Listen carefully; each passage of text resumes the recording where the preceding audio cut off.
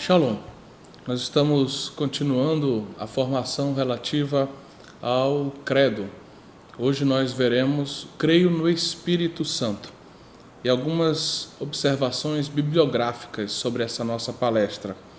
Além do Catecismo da Igreja Católica, que é a base, o nosso objetivo de estudo, eu sugeriria àqueles que querem aprofundar o assunto da pessoa do Espírito Santo, lerem as catequeses, um ciclo de catequeses que o João Paulo II ofereceu a toda a igreja. São cerca de 34 catequeses.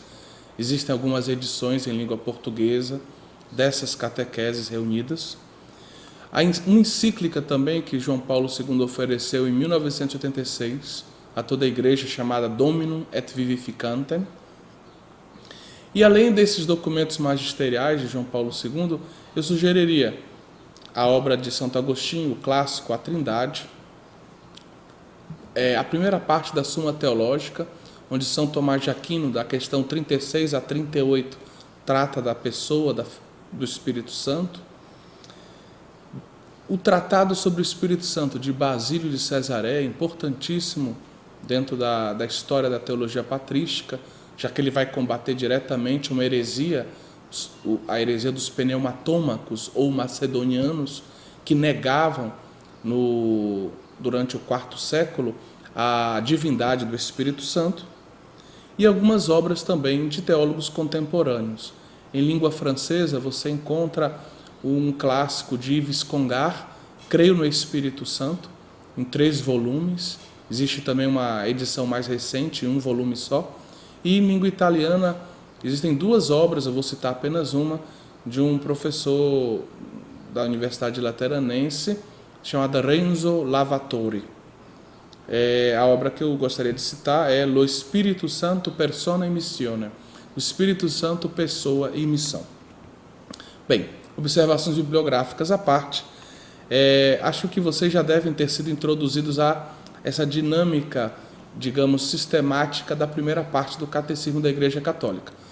Então, a Igreja, ela herda um pouco a estrutura do Catecismo atual, ela repropõe uma estrutura já presente num Catecismo do 16º século, famoso Catecismo Romano, ou também conhecido como Catecismo Tridentino, que o magistério, digamos, que a Santa Sé publica, visando principalmente os párocos, a formação dos párocos em vista também da catequese do povo católico, né? E o contexto é a Reforma Protestante. Então, a estrutura sistemática do Catecismo Romano, o Catecismo está dividido em 4 partes, que coincidem com as 4 partes do nosso Catecismo, né, atual, cuja primeira edição é de 1992 e a segunda edição é de 1997. Ou seja, primeiramente se fala do conteúdo da fé, o conteúdo da nossa fé, a fé crida. Depois se fala da fé celebrada nos sacramentos, particularmente da Eucaristia, com lugar de destaque. Depois, na terceira parte, se fala da fé que se traduz em vida, e aí a moral cristã é entendida como uma vida coerente à nossa fé. E na quarta parte, a fé que se transforma em oração, a fé que dá forma também à nossa relação de amizade com Deus, né? E nessa primeira parte, então, relativa ao credo, se organiza, digamos, o conteúdo da fé em 12 artigos. E esses 12 artigos, eles acompanham a estrutura do credo apostólico, aquele que aqui no Brasil, normalmente a gente recita todos os domingos. Então, se divide o credo em 12 partes, cada uma delas é, digamos, estudada numa parte, digamos, dessa primeira parte do catecismo. Então, são 12 artigos. Quando se fala, depois de se falar do crer em Deus, né, de todos os pressupostos da possibilidade do homem de acolher a revelação e também de responder essa revelação crendo em Deus, se coloca sob o título do Creio no Pai um artigo, né? Depois, no Creio em Jesus Cristo, se colocam 6 artigos. A gente já vê a diferença de conteúdo, né? A diferença de volume de conteúdo, de material teológico. E, por fim, os 5 últimos artigos são colocados sob o Creio no Espírito Santo, É claro que, na verdade, desses 5 artigos, só um é realmente o creio no Espírito Santo. Os outros 4 artigos estão ligados ao Espírito Santo por estarem ligados estarem ligados à igreja e à sua fé. Porque no credo apostólico a gente sabe, depois do creio no Espírito Santo, nós dizemos cremos na igreja católica, depois dizemos que nós cremos na comunhão dos santos, na remissão dos pecados e na vida eterna, né? Na ressurreição da carne e na vida eterna. Então, assim, nós temos esses últimos artigos que compõem também os 12 dos quais nós falamos. Então, nossa pregação hoje, fundamentalmente, é sobre o artigo creio no Espírito Santo. Então, essa introdução toda para a gente situar o que nós vamos falar agora. Bom, então, creio no Espírito Santo.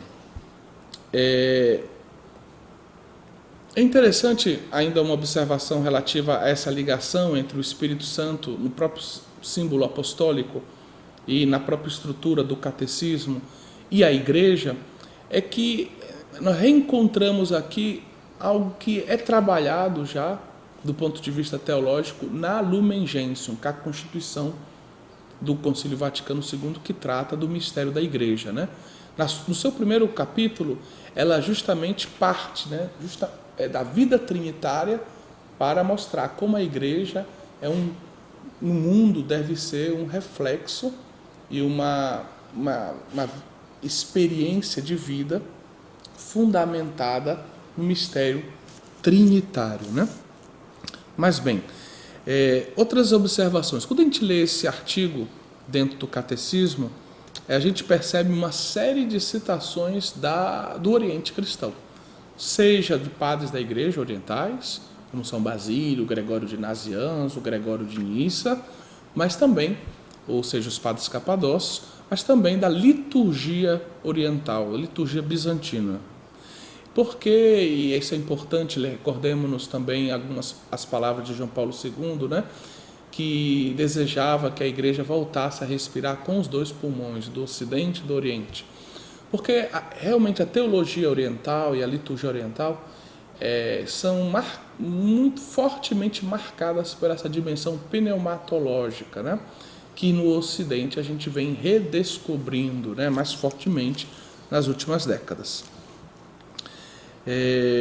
Depois, esse artigo ele fala, esse creio no Espírito Santo, nós vamos ver que o conteúdo central dele é a ação do Espírito Santo na história da salvação, e não tanto o Espírito Santo dentro da vida trinitária, na intimidade da vida trinitária, naquilo que na teologia a gente chama de trindade imanente, que é o mistério da trindade nela mesma, né? Mas essa parte da trindade enquanto mistério em si mesmo, né? A vida íntima da trindade, a gente encontra, né? A gente pode estudar lendo o catecismo dos parágrafos 232 ao 267.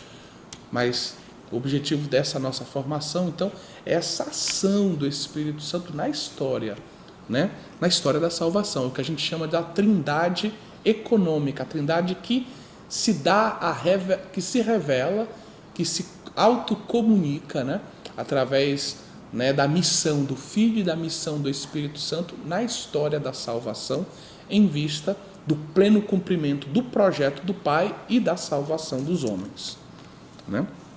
Bem, a gente pode dizer que nos parágrafos 687 e 688, a gente encontra que é justamente que inicia, né, o artigo 8º, né, do catecismo da exposição da nossa fé, que é o creio no Espírito Santo. A gente pode dizer que a gente tem a gente pode abordar a taxis, é uma expressão grega, a ordem, né, da missão das pessoas trinitárias, a partir de 2 ângulos diferentes, né? Ou a gente parte da pessoa do Pai, né? Ou a gente parte do ponto de vista do homem, ou seja, do ponto de vista do homem que, acolhendo a revelação, responde a essa revelação, se abandonando, se entregando completamente a Deus através da fé, né?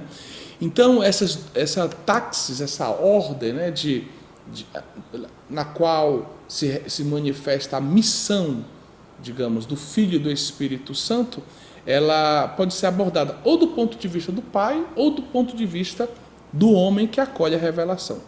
E no Catecismo, no número 683 e no número 684, a gente tem duas citações belíssimas de padres da Igreja.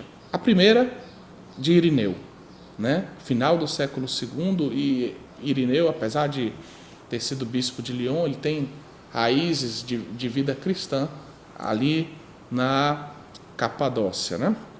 Na Turquia atual. Enquanto que Gregório de Nazianzo, já no IV século, ele nos oferece também um outro texto magnífico que a gente conta no número 684. Mas vejamos esses dois pontos de vista. Partamos do ponto de vista do homem, né? Do ponto de vista do homem, da fé, o Espírito Santo vem primeiro porque eu só posso acolher Jesus graças a uma pré-ação do Espírito Santo no meu coração. Quer dizer, o Espírito Santo ele trabalha no meu coração, mesmo que escondido, em segredo, me preparando para poder dar a minha adesão a Jesus Cristo, né? Então, uma pessoa hoje, né? Você vai anunciar a palavra de Deus para uma pessoa, quando você começa a falar da palavra de Deus para essa pessoa, o Espírito Santo começa ali a agir no coração daquela pessoa, preparando-a para que ela possa livremente, se assim ela desejar, porque a pessoa mantém a sua liberdade integral, né? Pode dizer não também, poder fazer a sua adesão a Jesus Cristo, a verdade em Jesus Cristo. Então, primeiramente, do ponto de vista do homem, da fé, a nossa primeira experiência, mesmo que implícita, mesmo que a gente não tenha plena consciência, né, é com a pessoa do Espírito Santo. Então, graças ao Espírito Santo, é que a gente pode reconhecer Jesus Cristo como nosso Senhor, como nosso Deus, né, ou como 1 Coríntios 12, 13 diz, como Messias e Senhor, esse que foi crucificado e ressuscitou para pagar o preço dos nossos pecados e nos oferecer uma vida nova. Graças ao Espírito Santo, a gente pode entrar em comunhão com Jesus Cristo e, em Jesus Cristo, nele, podemos ser introduzidos, então, na relação filial com o Pai. Por isso a gente encontra, né, textos como Gálatas 4:6, que diz que só no Espírito a gente pode dizer Abá. Né? A gente diz Abá, né? O dizer já tem a ideia do verbo, né? A gente diz, ou seja, essa união com o verbo eterno de Deus que se encarnou, Abá. Não só com a nossa palavra, né, com a nossa boca, né, verbalmente, mas com a nossa vida, né? Ser filhos de Deus é uma experiência que começa pela ação do Espírito, que nos coloca em comunhão com Jesus e, posteriormente, em Jesus Cristo, nos coloca em comunhão com o Pai. Então, o Espírito Santo vem primeiro. Do ponto de vista do Pai, né, o Espírito Santo vem depois. É o último, de certo modo. Porque o Espírito Santo, na revelação das pessoas da Trindade, né, ou seja, a partir do perfil da história da salvação,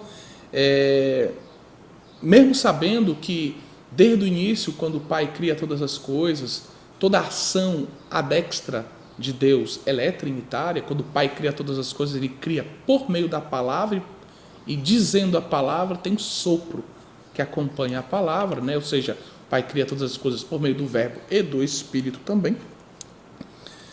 Mesmo sabendo isso, a gente recorda que, do ponto de vista da história da salvação, aqueles que estavam na Palestina, eles primeiro descobriram Jesus Cristo. Jesus Cristo que começou a falar, Jesus Cristo que reuniu um grupo, Jesus Cristo que fez milagres, Jesus Cristo... É claro que Jesus é o Cristo, né? Depois a gente vai falar disso, o ungido, né? No Espírito, né? Pelo Espírito. Mas a primeira experiência das pessoas, do ponto de vista histórico, né? Foi com a pessoa de Jesus Cristo. E Jesus Cristo, então, realizou milagres, prodígios, se percebia, né, que o Espírito de Deus estava com eles. O problema é que o Espírito de Deus, na compreensão veterotestamentária do Antigo Testamento, não era entendido como uma pessoa divina, mas como uma força, como uma energia que vem de Deus, que age na história para que a vontade de Deus se realize plenamente, a vontade que é o bem do seu povo, né? Então, primeiramente vem essa experiência com Jesus Cristo, e Jesus Cristo quando vai se aproximando a sua Páscoa, ele começa a alertar os seus discípulos quanto à pessoa, a figura do Espírito Santo. Por exemplo, no Evangelho de São João, do capítulo 14 a 16, existe uma série de elementos pneumatológicos nos discursos de Jesus. Jesus vai falar do outro Paráclito, que vai vir do Espírito de verdade, né? Daquele que vai recordar tudo aquilo que ele disse, que vai convencer o homem acerca do pecado e assim por diante. Não são páginas belíssimas, onde Jesus vai falando da pessoa do Espírito Santo, né? Mas, como no capítulo 7 do Evangelho de São João, o Evangelho de São João nos deixa claro, né? Quando Jesus está fazendo um discurso lá em Jerusalém, no âmbito da festa do tabernáculo, né? João diz, né, que Jesus está falando, num certo momento, do Espírito, quando Jesus diz, né, que aquele que crê em mim, do seu seio jorrarão rios de água viva, né? Então, Jesus estava falando do Espírito Santo, mas João Evangelista diz, nós não sabíamos, né, ainda, porque Jesus ainda não tinha sido glorificado, não havia ainda o Espírito Santo. Então, ele associa a glorificação de Jesus, que no Evangelho de São João é a cruz e a ressurreição, com o dom do Espírito. Então, o dom do Espírito é fruto da glorificação de Jesus, ou seja, da Páscoa de Jesus, da cruz e da ressurreição de Jesus Cristo. Por isso, o ressuscitado sopra o Espírito, né, sobre os seus. Então, ele já passado pela cruz e ressuscitado, ele pode dar, ele é doador do Espírito Santo de Deus. Então, do ponto de vista da pessoa do Pai, o Verbo é enviado, né? E o Verbo enviado, claro que o Espírito acompanha o Verbo desde o início, a própria concepção, mas do ponto de vista do Pai, o envio primeiro é do Verbo. O Verbo se revela primeiro e, se revelando, iniciando a sua missão pública, né, de autorrevelação e de revelação também da pessoa do Pai, o Verbo também revela o Espírito de Deus.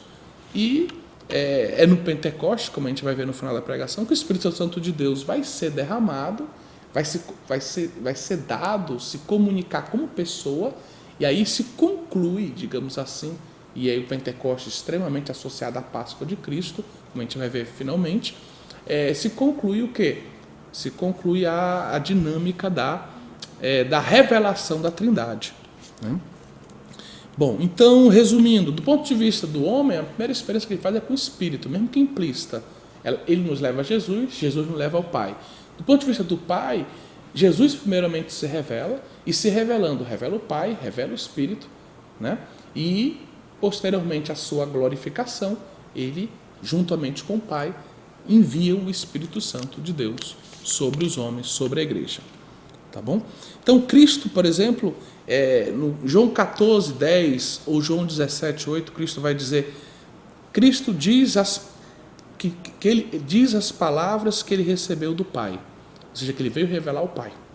Enquanto que em João 16, 13, ele vai dizer que o Espírito Santo dirá o que o próprio Cristo diz. Ou seja, o Espírito Santo vai revelar o Cristo, enquanto que nas duas citações anteriores, Cristo revela o Pai, justamente nessa linha de continuidade com aquilo que a gente acabou de dizer, certo?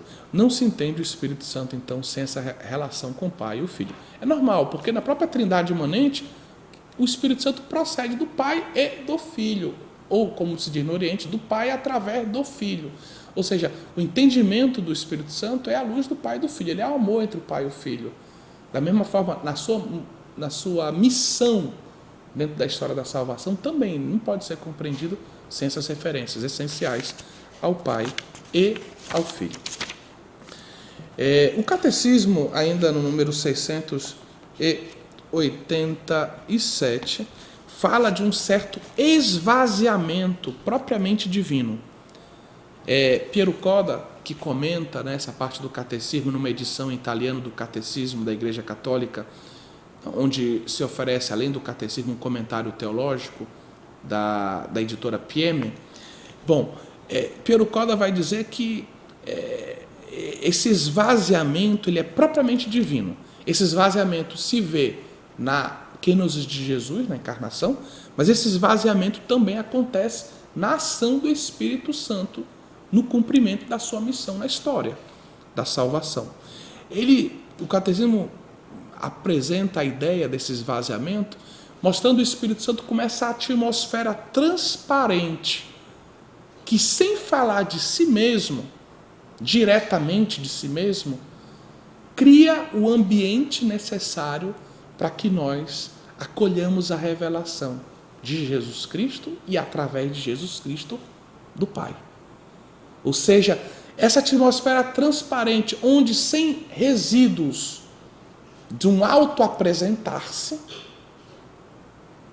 se cria essa transparência absoluta para que nós possamos estar face a face, acolher a revelação de Jesus Cristo e, através de Jesus Cristo, do Pai. Né? E é claro que essa ideia de atmosfera transparente extremamente em sintonia com a ideia de espírito, né? Pneuma, ar, vento, sopro, né? Que está com base etimológica do termo. Bem, no número 688, nós temos alguns pontos que a gente vai ler aqui. São os, digamos, os locais aonde nós podemos conhecer o Espírito Santo. Primeiramente, o Catecismo da Igreja Católica nos fala nas Escrituras, então na Palavra de Deus, escrita. Depois, na Sagrada Tradição, que junto com a Palavra de Deus compõe a Palavra de Deus, como diz a Dei Verbo, um sentido mais largo, né? Que não é só a Sagrada Escritura, mas também da qual da Palavra de Deus também faz parte a Sagrada Tradição. E aí se cita o testemunho dos padres, por exemplo. No magistério da Igreja, na liturgia sacramental, a liturgia toda acontece por obra do Espírito Santo, a epíclise, a transubstanciação é fruto da ação do Espírito. Os sacramentos acontecem também pelo poder do Espírito de Jesus Cristo ressuscitado. Né? Na oração, né? E nós que vivemos a nossa vida de oração, o experimentamos diretamente. Nos carismas, esse ponto para a gente é tão importante, né? Mas a Igreja acrescenta, nos carismas e nos ministérios, né? Aqueles instituídos ou aqueles que a gente realiza de modo oficial, né? Da Igreja. E aqui, claro, na ideia de ministério se inclui também os ministérios ordenados, né? Bem, nos sinais da vida apostólica e missionária, na nossa vida apostólica missionária, que é toda vivida, como diz os Atos dos Apóstolos, sob o impulso do Espírito Santo, que é o grande protagonista da missão da Igreja. No testemunho dos santos, a gente lê a vida dos santos, ler a ação do Espírito, porque o Espírito é que santifica os homens. Né? Então são esses lugares aonde nós podemos conhecer o Espírito Santo. Sagrada Escritura, Sagrada Tradição, particularmente nos padres da Igreja, magistério da Igreja, liturgia, oração, carismas e ministérios, sinais de vida apostólica e missionária e testemunho dos santos. Bom, e aí o resto do conteúdo, né, do catecismo está apresentado em 5 pontos. Eu leio brevemente quais são os 5 pontos. O primeiro ponto, se fala da missão conjunta comum do Filho e do Espírito Santo. Então vai do parágrafo 689 ao 690. Depois se fala do nome, das denominações, dos símbolos do Espírito Santo. Se vai do parágrafo 691 ao 701. O terceiro ponto o Espírito Santo é a palavra de Deus no tempo das promessas, ou seja, no Antigo Testamento. Se vai do 702 ao 716. O quarto ponto, o Espírito Santo na plenitude dos tempos, ou seja, justamente no momento em que Cristo vem ao encontro da humanidade, se encarna, certo? E vai do 717 ao 730. E como quinto e último ponto, o Espírito Santo e a Igreja nos últimos tempos. Se vai do número 731 ao 741. Então vamos começar o nosso primeiro ponto. A missão conjunta, comum do Filho e do Espírito Santo. No número 689, a gente encontra uma citação de Gálatas 4:7, né? Onde se fala do Espírito do Filho. Teve quem na história da teologia pegou algumas expressões paulinas, como o Espírito de Jesus, o Espírito do Filho, que são claramente que se refere ao Espírito Santo, para dizer que em São Paulo não existe uma clara distinção entre Jesus Cristo e o Espírito Santo. Um exagero tremendo, né? Um erro teológico monumental. Porém, essa expressão realmente, o Espírito do Filho, nos ajuda, né, em São Paulo a compreender que São Paulo vê essa conjunção, ou seja, entre a missão do Filho e a missão do Espírito. O Espírito é o Espírito conquistado para nós pelo Filho, né? O Espírito é aquele Espírito que acompanhou o Filho por toda a sua missão e que agora, né, sendo o Filho a cabeça do corpo de Cristo, é derramado sobre todo o corpo, e move todo o corpo, anima todo o corpo, faz o corpo cumprir, prolongar no tempo e na história, no tempo e no mundo, digamos, a missão de Jesus Cristo. Então, se parte dessa expressão para mostrar como a missão do Filho e do Espírito Santo estejam inexoravelmente, né, sejam inseparáveis. Né? Porque, claro, o Espírito Santo e o Filho, dentro da própria Trindade imanente, são consubstanciais, estão unidos, são inseparáveis. Né? Então, bom, a base ontológica está aí, mas dentro da história da salvação a gente também observa que a missão do Filho e a missão do Espírito Santo, né, como a palavra que é dita e o sopro, né, o movimento de ar que essa palavra gera, né, no momento que ela é proclamada e dita, também, digamos, são inseparáveis, né? Também do ponto de vista da nossa experiência humana. Então, o Filho e o Espírito Santo, eles agem conjuntamente, né? Tanto na obra criadora, na economia da criação, quanto também na obra redentora, na economia da redenção, da salvação. Certo? No número 689 se diz, né? Quando o Pai envia o seu verbo, envia também e sempre o seu sopro. Os dois vão sempre juntos, distintos, mas inseparáveis. Cristo é que revela visivelmente o Deus invisível, né? Diz aqui o catecismo.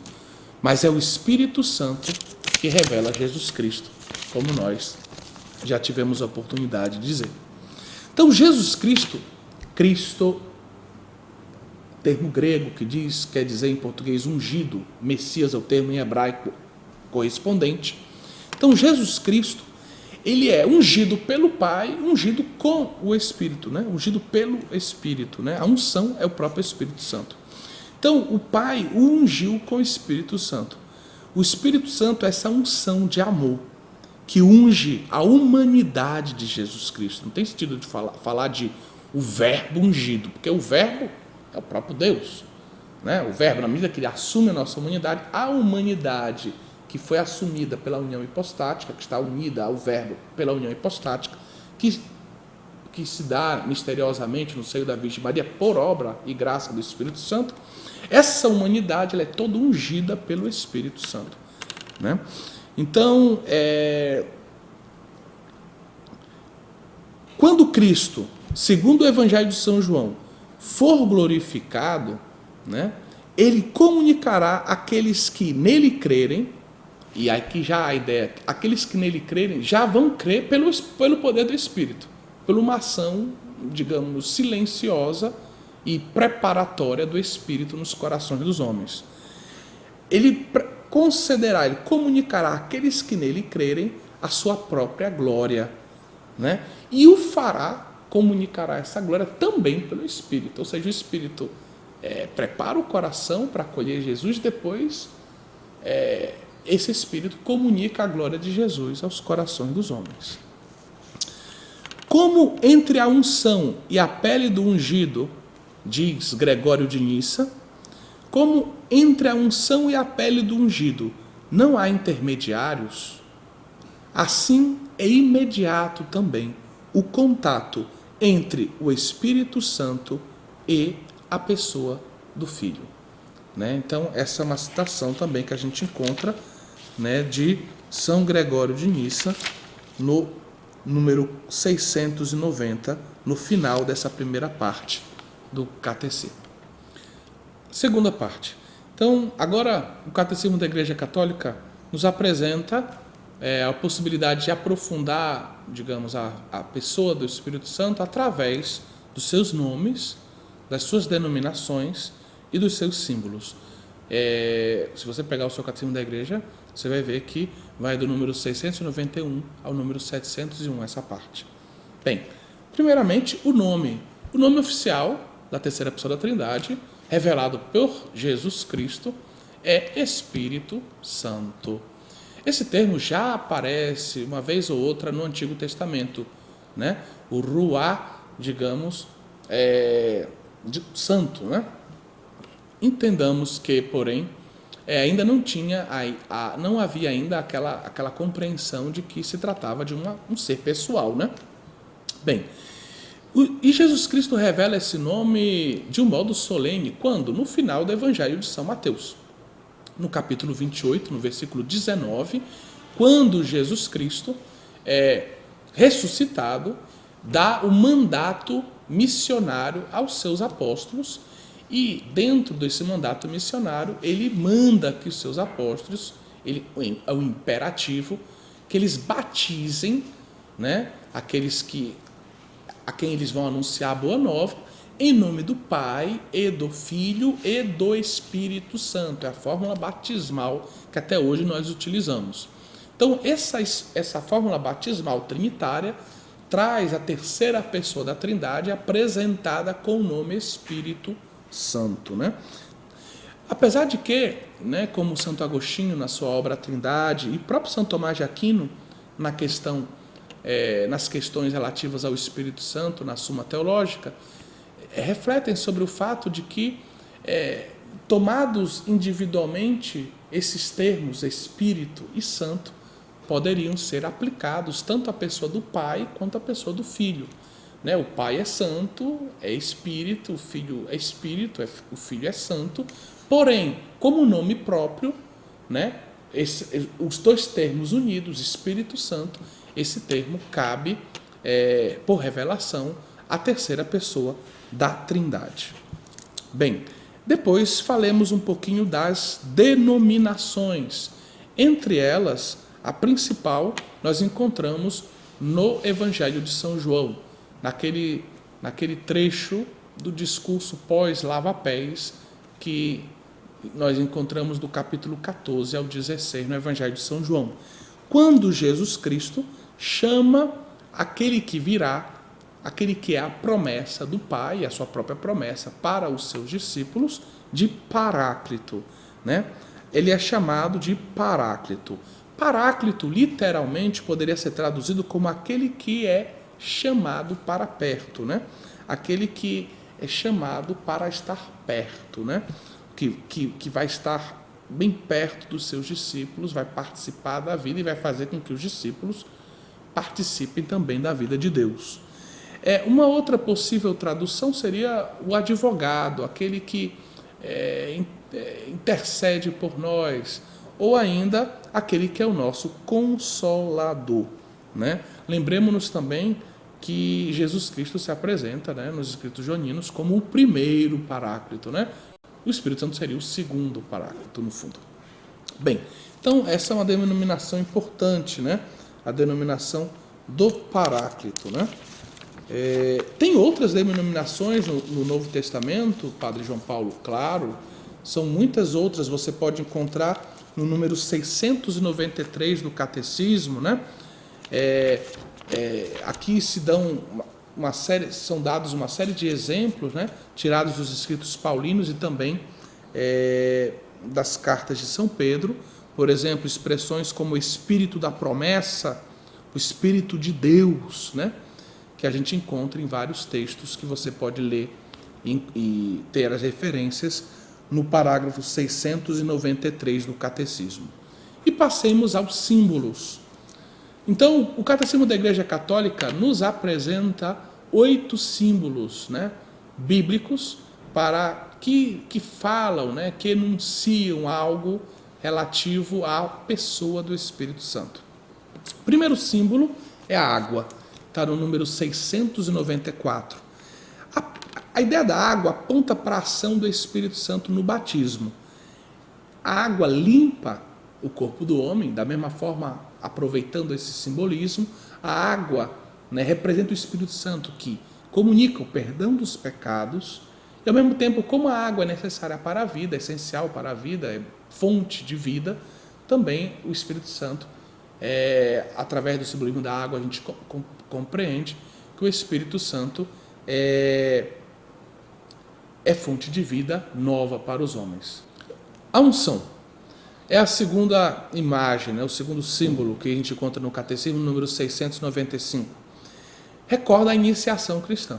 Ou seja, a gente sabe que no batismo, hoje, no nosso rito, a gente tem o óleo dos catecúmenos, que é a unção pré-batismal, e temos a unção pós-batismal com o óleo do crisma. O óleo do crisma também é usado quando se dá o sacramento da confirmação, né? Então, essa ideia da unção recorda a iniciação cristã, os óleos utilizados, né? O óleo dos catecúmenos e principalmente o óleo do crisma, né?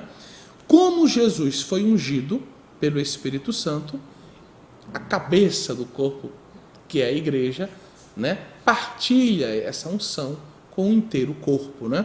Faz como diz o Salmo, falando do óleo que escorre da barba de Arão, né? Esse óleo escorre da cabeça, que é Jesus Cristo, e, digamos, comunica vida nova, vida espiritual ao inteiro corpo, né? Essa ideia da unção também a gente poderia remeter aos reis, aos profetas, aos sacerdotes também, que, pelo menos os reis e sacerdotes, se previa unções rituais para que eles exercitassem as suas missões. Os profetas são figuras carismáticas, figuras que, cheias do Espírito também, ungidos pelo Espírito, não necessariamente depois de um rito específico, mas ungidas pelo Espírito também cumprem as suas missões. Bem, o terceiro símbolo seria o fogo, né? O fogo é essa energia transformante que muda aquilo que toca. O João Batista, por exemplo, quando vai falar da diferença entre o batismo dele e o batismo de Jesus, diz que ele batiza com água e que Jesus vai batizar com o Espírito e com fogo.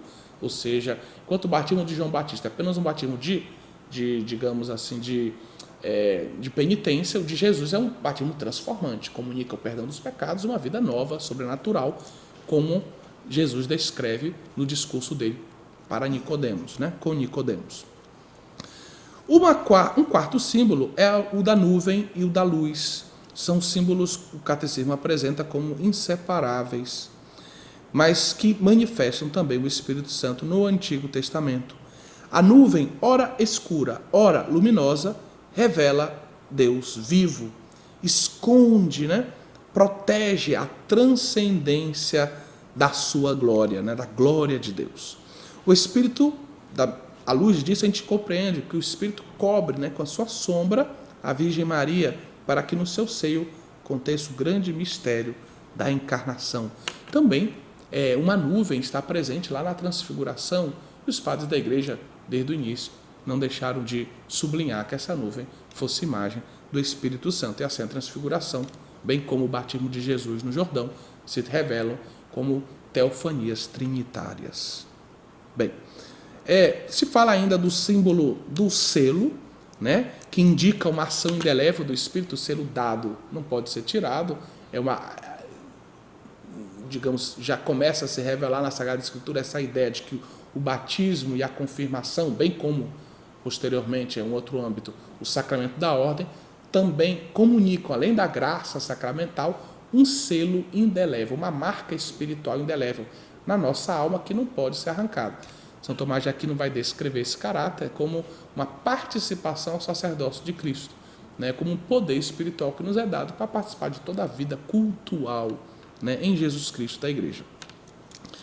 A mão, a mão de Deus, né? Ou seja, essa ideia que recorda um pouco a imposição de mãos pela qual Jesus, por exemplo, abençoava as crianças, curava os doentes, transmitia um poder, uma vida nova, e também vai ser usada a imposição de mãos pelos apóstolos para comunicar o Espírito Santo. É a base teológica do sacramento da confirmação, a base bíblica do sacramento da confirmação. A gente encontra os apóstolos, né, Pedro e João, por exemplo, lá nos Atos dos Apóstolos, que visitam a Samaria, onde os samaritanos já tinham sido batizados pelo diácono Filipe, e que vão lá impor as mãos e pedir que seja dado aos samaritanos o Espírito Santo. Então, a confirmação. Então, mas também a imposição de mãos também vai estar associada à ideia da transmissão do poder do sacramento da ordem, né? Ou seja, os apóstolos, no final das suas vidas, vão transmitir o poder que eles receberam de Jesus aos seus sucessores, também através da imposição de mãos. Bem, o dedo de Deus, né? Ou seja, com o dedo, né? Essa imagem, no Antigo Testamento se utiliza, Deus escreveu com o dedo dele, né, a sua lei nas tábuas de pedra. Da mesma forma, o dedo de Deus, né, o Espírito Santo, com o dedo de Deus, com o Espírito Santo de Deus vai escrever, não mais nas tábuas de pedra, mas no coração dos homens, na carne dos homens, né, como diz 2 Coríntios 3, versículo 3, né, a nova lei, né, a nova lei que é a lei do amor, que é a lei do Espírito, né? Então, esse é um texto importante, como Jesus também diz, eu vou recordar Lucas 11, 20, é pelo dedo de Deus que ele expulsa os demônios, né? Pelo poder do Espírito que ele expulsa os demônios. A pomba é uma outra figura iconograficamente importantíssima, né? A gente encontra na iconografia comum do Espírito Santo ele representado como uma pomba. Então está ligado também, desde a história de Noé e passando pelo batismo de Jesus, a ideia de uma vida nova, né? Com o final do dilúvio, a pombinha vem com um raminho de oliveira, recordar que acabou, passou as águas e agora começa uma vida nova, uma espécie de recriação. Da mesma forma, no batismo de Jesus, uma vida nova começa para o homem a partir da vinda do Messias, né? Do Salvador.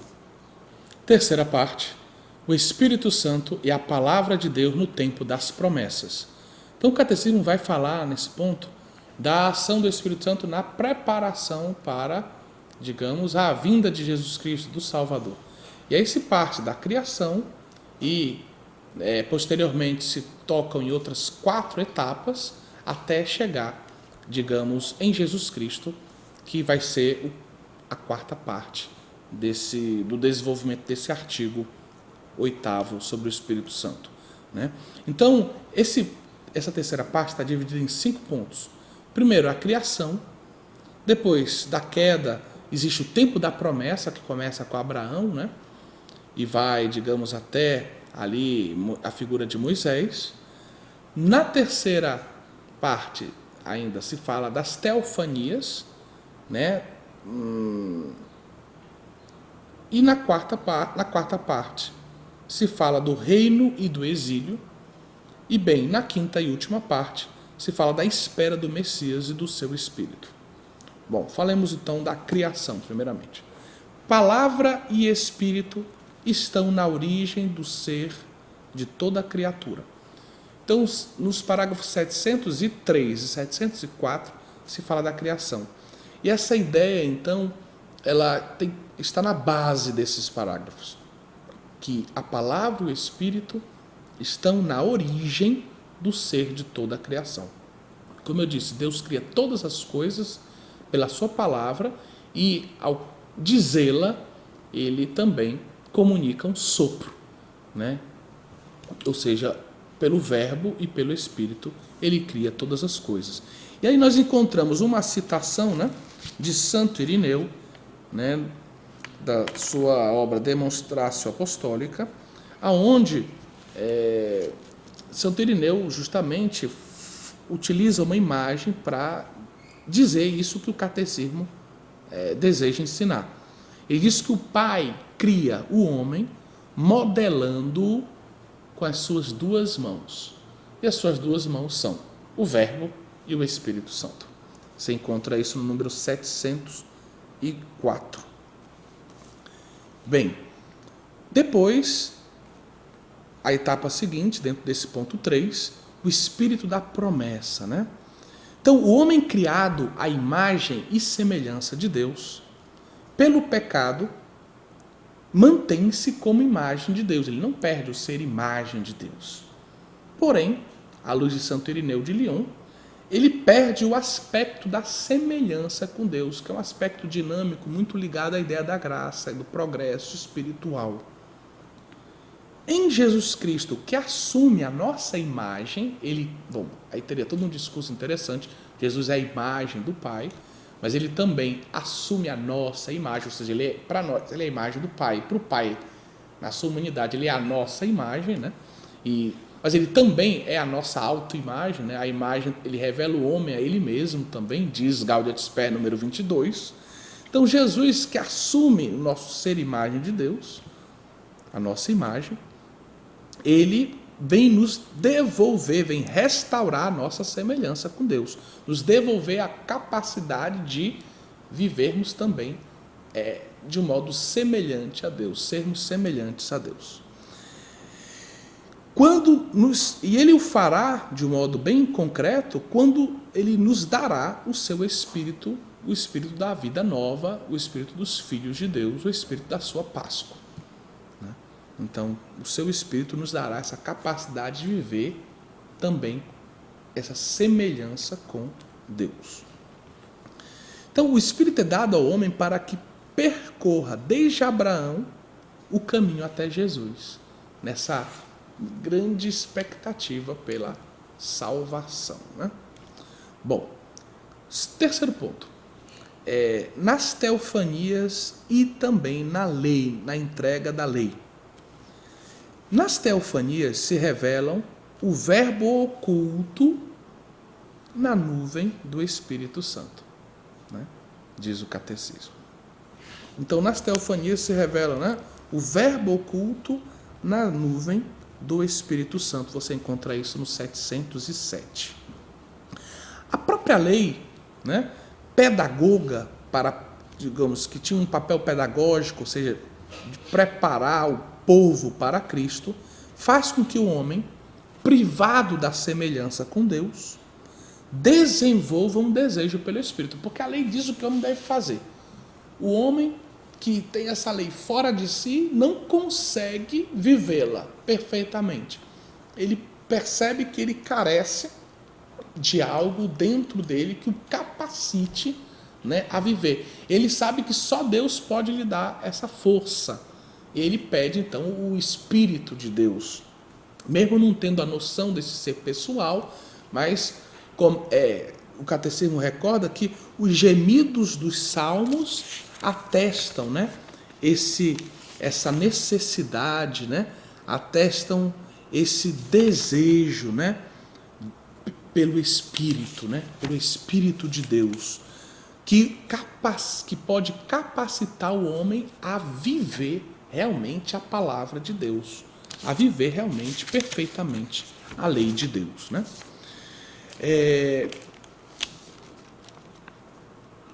Os profetas, dentro desse contexto, né, falarão do Espírito Santo que vai escrever a lei no coração dos homens. Basta lembrar Ezequiel 36, Ezequiel 37, Jeremias 31, poderíamos falar aqui alguns textos do profeta Joel também, Zacarias 13, né?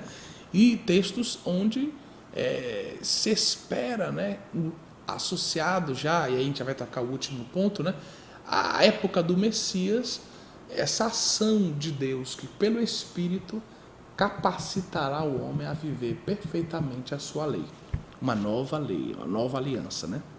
Bom, o próximo ponto é o reino e o exílio, né? No reino e no exílio, diz o catecismo. Então, o catecismo nos convida a perceber que o período real de Israel e o exílio podem ser lidos em chave pneumatológica. A promessa do reino eterno, feito a Davi lá em 2 Samuel 7, é obra do Espírito Santo. Ela aponta para Jesus e a sua Páscoa, né? Ou seja, aquela promessa vai se cumprir plenamente em Jesus Cristo, pelo poder do Espírito, né? Então, é uma promessa feita por um profeta, que é um homem sob a ação do Espírito, e que fala de algo que Jesus Cristo vai realizar graças ao poder do Espírito de Deus, né? A promessa do reino, o exílio também é uma experiência de morte. Depois o reino, tanto do sul quanto do norte, viveram uma série de infidelidades. Essas infidelidades, essa desobediência a Deus, os levou a cair nas mãos de inimigos. No que concerne ao reino do sul, né, a conquista por parte dos babilônios, né, da cidade de Jerusalém, introduz, né, o povo de Judá na experiência do exílio, né, do cativeiro na Babilônia, né, que é uma experiência que, de certa forma, repropõe algo que o povo tinha vivido antes no Egito, né, de outra forma, mas a ideia é semelhante. E o exílio acaba sendo uma experiência, né, de morte que é fruto do pecado, da infidelidade a Deus, mas também tem um sentido de purificação. O povo vai sendo purificado. E essa purificação é, em certo modo, como diz o catecismo, uma sombra da cruz. O povo vai, experimenta, de certa forma, se associa à cruz de Cristo, né? Se prepara para compreender o poder que pode ter um ato como aquele que Cristo realiza na cruz. Poder de restauração, de purificação, de mudança e também de vida nova. O exílio também prepara para uma vida nova. Prepara, depois de um belo exame de consciência, depois de uma bela purificação, depois de anos difíceis, o povo vai sendo preparado para uma vida nova, para voltar para a terra prometida, para um novo êxodo, para um reino novo, né? Mas bem, a experiência histórica da volta do exílio ainda não realiza tudo aquilo que os profetas, durante o período do exílio, como por exemplo Ezequiel, ou o segundo Isaías, ou também o próprio Jeremias, falam acerca do pós-exílio, né? A experiência realmente pós-exílica perfeita, né, plena, é próprio Jesus Cristo, né? É Jesus Cristo que vai coroar, né, as expectativas que existiam no povo de Israel em relação a uma salvação, a um reino novo, a uma vida nova, a vivência plena, né, das promessas de Deus, etc. Então, a expectativa do Messias e de seu Espírito é o último ponto. Durante e depois do exílio, intensifica-se na literatura inspirada por Deus, que anuncia a vinda, essa noção da vinda do Messias, né? O Messias vai ser uma figura ungida pelo Espírito Santo, como a gente vê lá em Isaías 11, de 1 a 2, e aí a gente já está, para quem quiser ir acompanhando no catecismo, do número 711 ao número 716, certo? Então, esse Messias é uma figura, digamos, associada ao estabelecimento de um novo tempo na vida do povo de Deus. É uma figura cheia do Espírito de Deus, ungida pelo Espírito de Deus, e porque cheia do Espírito, ele também, de alguma forma, pode comunicar esse Espírito aos outros, né? O Espírito, então, não será mais privilégio com o período messiânico, o tempo messiânico, apenas de um grupo, de uma casta ou de certas figuras dentro do povo de Deus, mas será um dom dado com generosidade por Deus a todo o povo de Deus, né? Lembremos-nos de Moisés, né, diante das reações populares ao fato de que 70 homens tinham recebido o Espírito de Deus, afirma, né, quem me dera que todo o povo recebesse o Espírito de Deus, né? Ou seja, esse quem me dera se realiza plenamente através do derramamento do Espírito Santo, fruto da Páscoa de Cristo, quando o Espírito Santo é dado abundantemente a todos os homens. Mas já, digamos, no período exílico e pós-exílico, vai crescendo nessa expectativa pelo Messias e pelo Espírito que ele vai derramar em abundância sobre todo o povo, né? Então a gente assim compreende melhor os parágrafos do catecismo, né? Os traços do Messias são revelados, como vemos, na Semana Santa. Pensemos na liturgia da palavra da segunda, da terça, da quarta-feira da Semana Santa, mas também da sexta-feira da Semana Santa, na celebração da paixão de Jesus Cristo, nos cânticos do servo de Yahvé, nos 4 cânticos do servo de Yahvé, que lançam uma luz para melhor compreendermos a paixão de Jesus, seu caráter expiatório e o dom do Espírito que lhe está associado. Ou seja, justamente o rosto do Messias vai sendo desenhado através desses cânticos.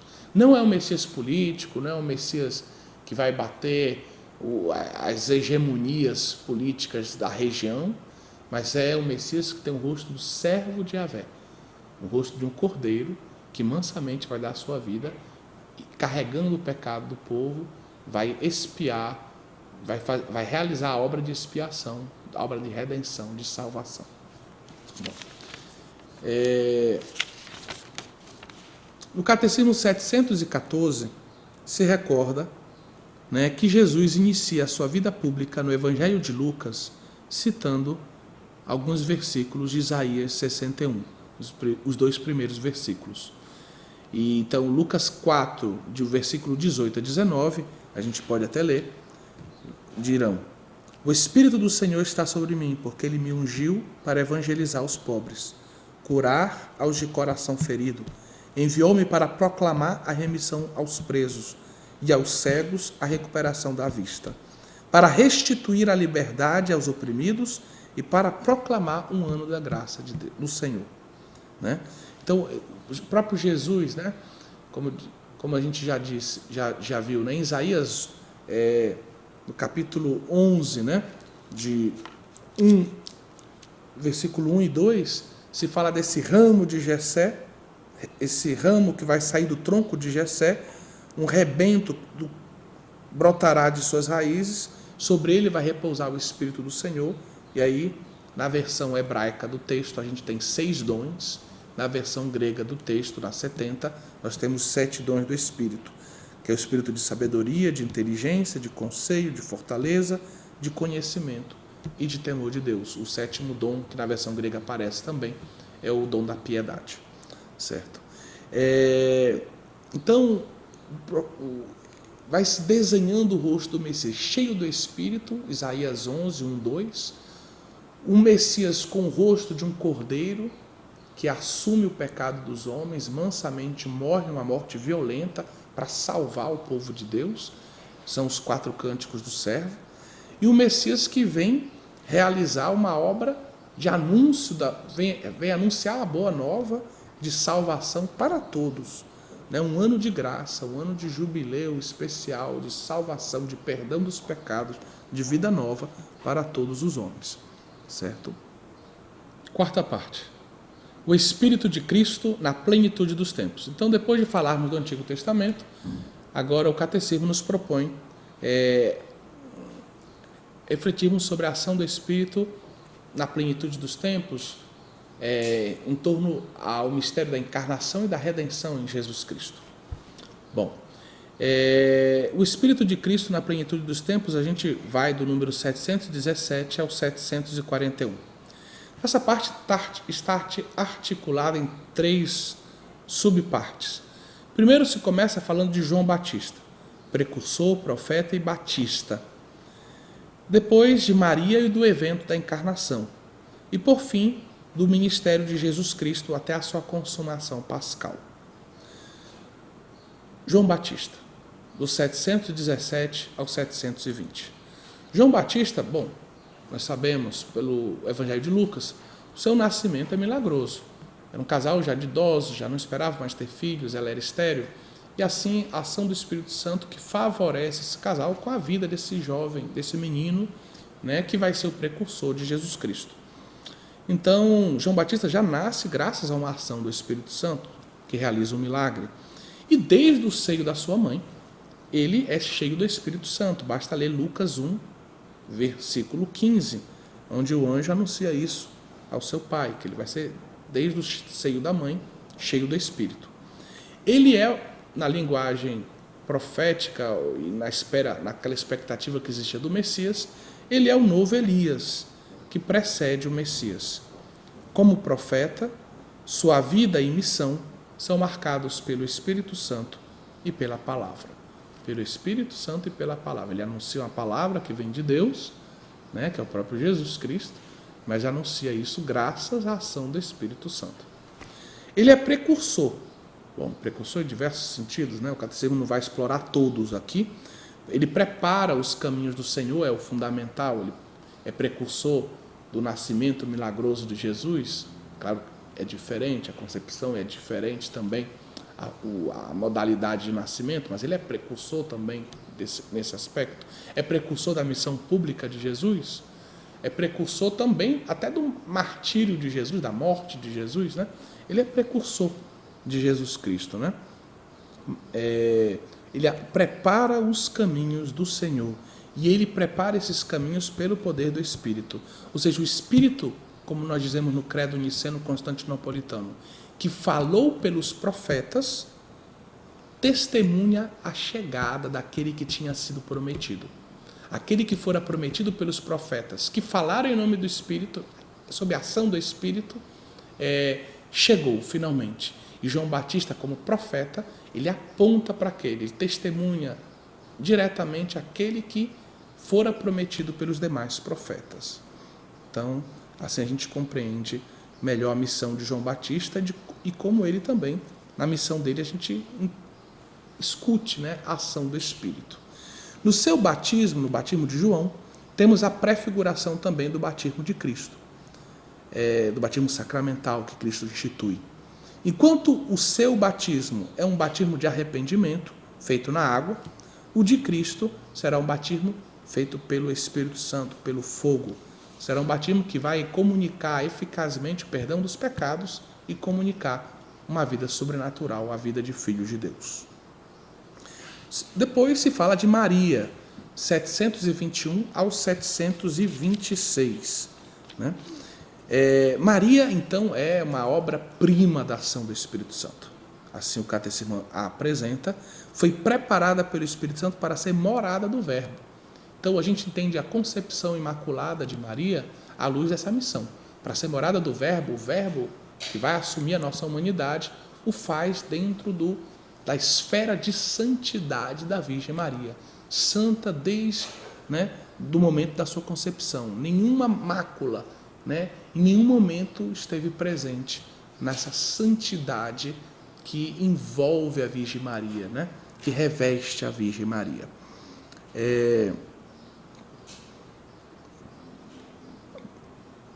Através dela, o Espírito Santo manifesta o Filho do Pai, tornado filho da Virgem. Ela é a sarça ardente da teofania definitiva. Muito interessante essa imagem. Por quê? Como a sarça ardente, o fogo ardia sem consumir aquela sarça, da mesma forma Nossa Senhora fica grávida de Jesus, dá à luz a Jesus e vive a sua missão materna junto a Jesus, desposando São José, mantendo essa virgindade, virgem antes, durante e depois do parto. Ou seja, a concepção e o nascimento de Jesus, dessa palavra do Deus que se revela em Jesus Cristo, não consome a sarça, a sarça, a árvore, mas mantém íntegra a virgindade de Nossa Senhora. Me parece uma imagem muito bonita essa, inclusive representada em iconografia. Nos sinais existe um ícone que justamente apresenta o mistério da sarça ardente com uma leitura mariana, desse mistério. Por Maria começa a aurora da nova criação, um povo novo que em Cristo vive no Espírito e no Espírito está em comunhão com Deus. O mariólogo René Laurentin diz que por onde Jesus Cristo e Maria passam, no Evangelho da Infância do Evangelho de Lucas, acontece um Pentecostes. Ou seja, o Espírito, ele toma conta de Simeão, melhor dizendo, de Ana, de Isabel, de Zacarias, na medida em que eles vão encontrando Maria e Jesus. O Espírito vai se derramando sobre essas figuras, que representam o resto de Israel. Aqueles que dentro do povo mantêm um coração dócil, completamente aberto a Deus, na espera da palavra de Deus, do cumprimento das promessas de Deus e assim por diante. Então, o Espírito associa Maria à missão de Jesus Cristo. Ela se torna a nova mulher, a nova Eva, a mãe dos viventes, a mãe do Cristo total, a mãe do Cristo cabeça, a mãe do Cristo corpo, né? Ou seja, da igreja, do corpo místico de Cristo. Como mãe de uma família nova, ela está com os 12 no Pentecostes. Ali, maravilhosa cena, né? Os 12 e mais aqueles outros cristãos, os primeiros, em torno da Virgem Maria, à espera do Espírito Santo. Ela, como mãe, cheia do Espírito, os prepara para, como filhos, acolherem o quê? O dom, a promessa de Deus. Cristo Jesus, 727 ao 730. Jesus Cristo só revelará plenamente o Espírito Santo quando ele for glorificado por sua morte e ressurreição, um tema que a gente já, de certa forma, tocou aqui nessa exposição. Entretanto, a gente deve lembrar que antes da glorificação de Jesus, basta lembrar alguns trechos do Evangelho de São João, Jesus Cristo anuncia e fala implicitamente, ou não tão implicitamente, até explicitamente, do Espírito de Deus. Por exemplo, no discurso dele com Nicodemos, né? No diálogo dele com Nicodemos, lá em João 3, ou no diálogo dele com a samaritana, em João 4, ou ainda em João 7, naquele discurso que ele fala da água da vida, né? Onde, no âmbito daquela festa do tabernáculo, lá em Jerusalém. No seu discurso pós-lava-pés, como a gente também já mencionou, ele também nos oferece uma série de ensinamentos acerca do Espírito Santo e também na oração sacerdotal. Lá em João 17 também existem algumas menções diretas à pessoa do Espírito Santo. Vamos ler aqui o parágrafo 729. Se diz no parágrafo: é somente quando chega a hora em que vai ser glorificado que Jesus promete a vinda do Espírito Santo, pois sua morte e ressurreição serão o cumprimento da promessa feita aos apóstolos. O Espírito de verdade, o Paráclito, será dado pelo Pai a pedido de Jesus. Ele será enviado pelo Pai em nome de Jesus. Jesus enviará de junto do Pai, pois ele procede do Pai. O Espírito Santo virá, nós o conheceremos. Ele estará conosco para sempre. Ele permanecerá conosco. Ele nos ensinará tudo e nos lembrará de tudo o que Cristo nos disse. E dele dará testemunho, conduzir-nos-á à verdade inteira e glorificará a Cristo. Quanto ao mundo, confundi-lo-á em matéria de pecado, de justiça e de julgamento. E o 730 diz: finalmente chega a hora de Jesus. Jesus entrega seu Espírito nas mãos do Pai, no momento em que, por sua morte, é vencedor da morte, de maneira que, ressuscitado dos mortos pela glória do Pai, dá imediatamente o Espírito Santo, soprando sobre os seus discípulos. É de uma beleza espetacular, né? Ou seja, Jesus crucificado expira, tendo realizado até o fim tudo o que o Pai lhe pedira. Tudo está consumado. São as últimas palavras de Jesus no Evangelho de São João, e logo depois ele inclina a cabeça e expira.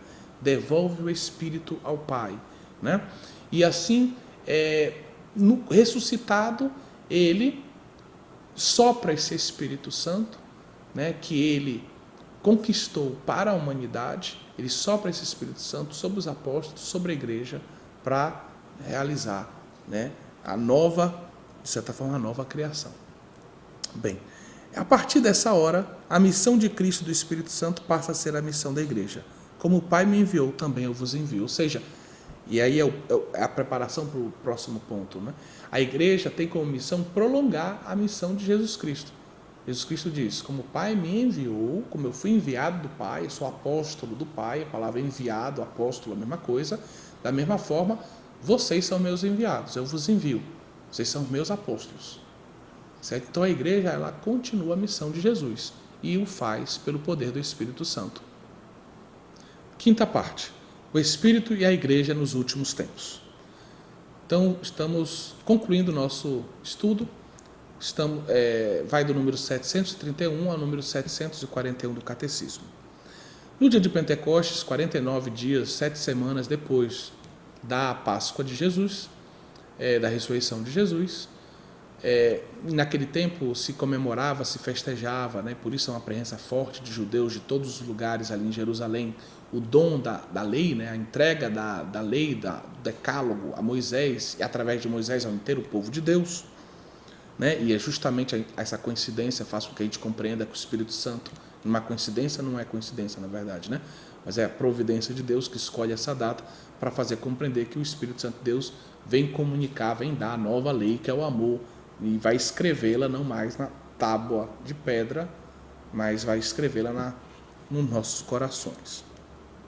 Então, o Catecismo da Igreja vai dizer que no dia de Pentecostes,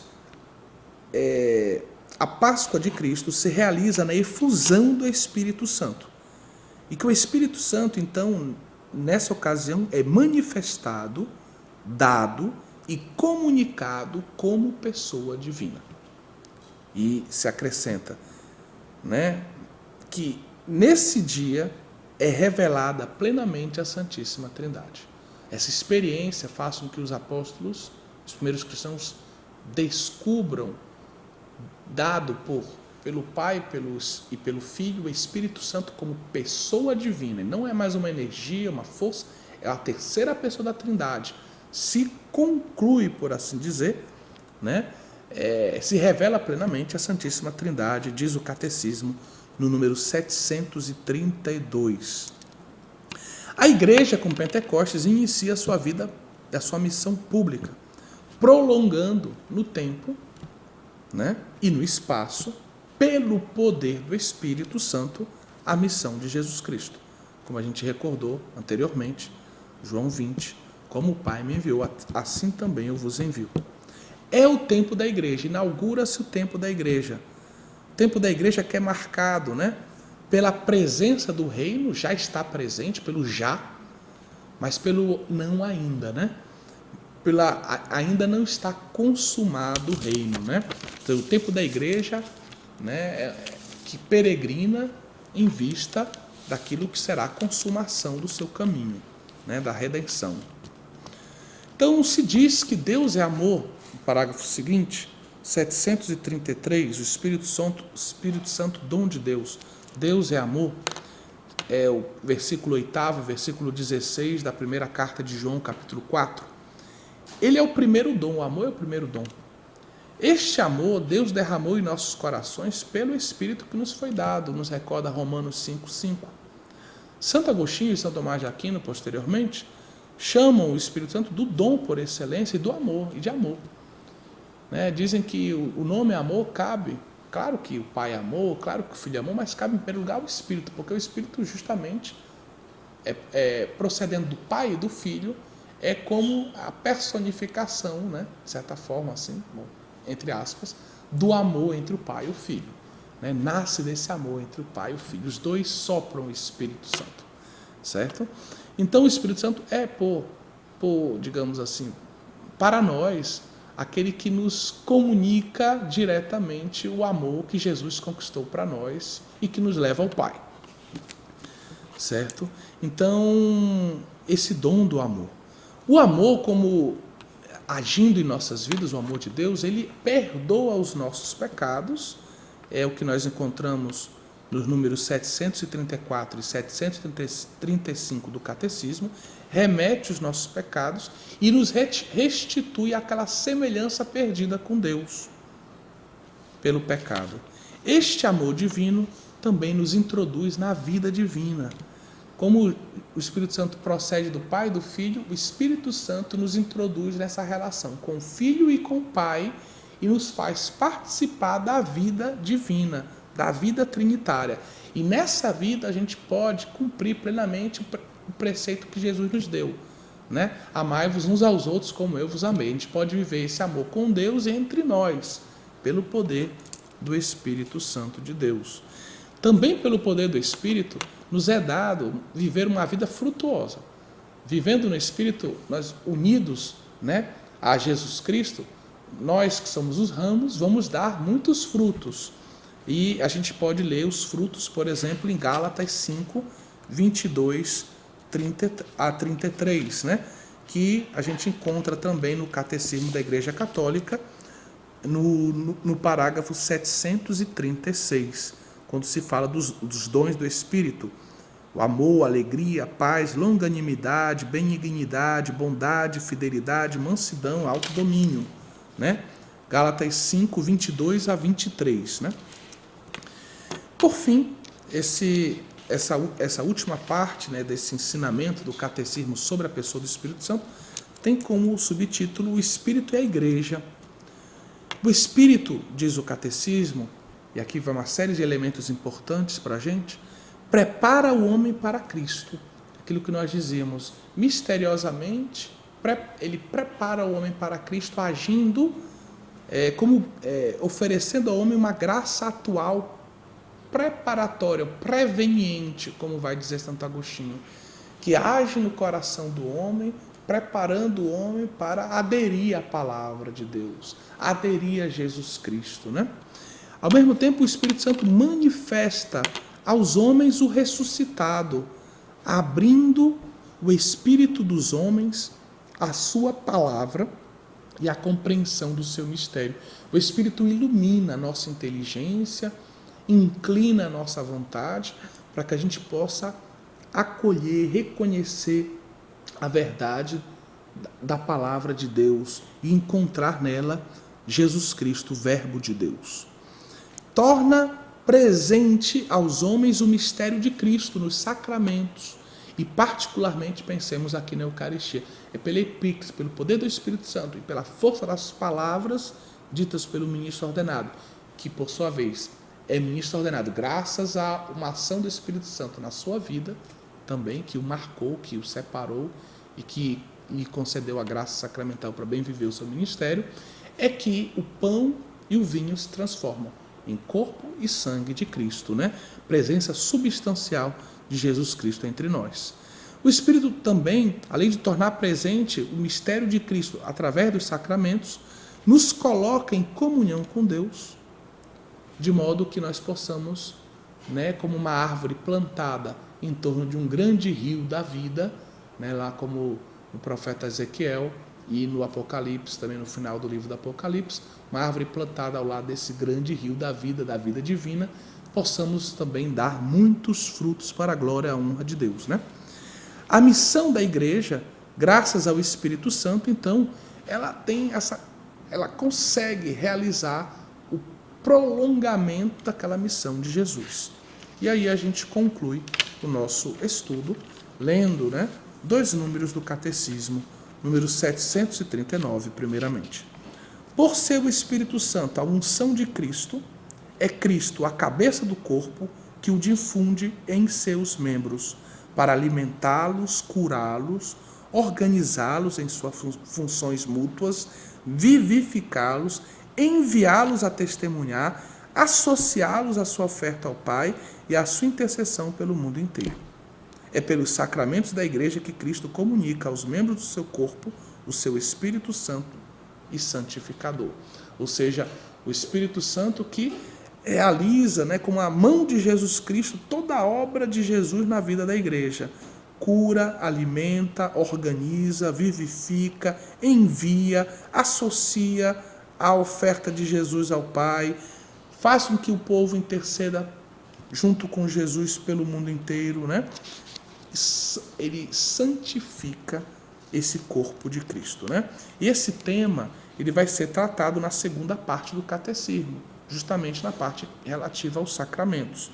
E a gente cita então o último número, que é o 741, que vai falar do tema da oração, que vai ser tratada na quarta parte do catecismo.